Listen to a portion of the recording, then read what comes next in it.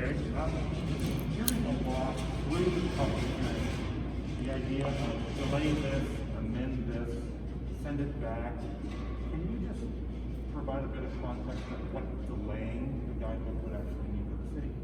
Well, I've really been trying to listen very carefully to all the members of the public who have been speaking and perhaps separate the wheat from the chaff a little bit, because I think there are some very interesting ideas in what we're hearing from some members of the public about how this could become more clear. I mean, the constant thing we're hearing is, I actually don't have any problem with this guidebook, I just don't know how it's going to be implemented. And so there may be ways to think through how that works. Yesterday's proposal to just kick this whole thing into November was a terrible idea. It's really helpful that we're listening to citizens today.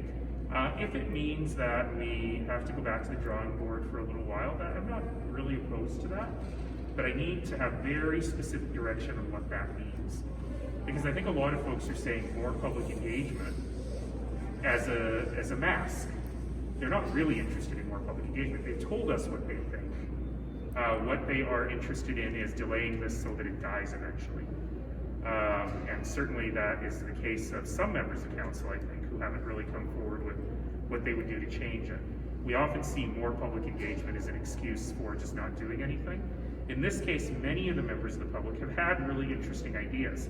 And so I would like to make sure we have time to consider those, but it really has to be a very specific thing, not a delaying tactic. Are you worried about how the narrative is formed around this whole debate? Like, we hear a lot of homeowners, a lot of people from Elbow Park specifically, but you don't see a lot of people maybe from the inner city or renters, and maybe that kind of shapes the debate a bit differently. Well, let's see how the rest of the conversation goes. It is quite remarkable that the vast majority of the participants have been from 2 or 3 small neighborhoods, not from the whole rest of the city, and it'll be interesting to hear what others have to say. There's also been an interesting age distinction. By and large, younger people are very much in favor of this. We haven't seen much demographic distinction among the people who've been presenting so far, so there's lots of interesting things that I'm noting as I'm also focusing on what we're trying to do here. How is this going to be backed up? Is there kind of a plan for dealing with this Nope. amount of laws? Oh well, we will get through all the speakers eventually. This week, this month. I'm aiming to not change my 8 a.m. on Monday doctor's appointment. Well, we won't be in at 8 a.m. anyway, we can still make it by 9:30. But in any case, we will get through this. But the thing is, there is no preordained solution here.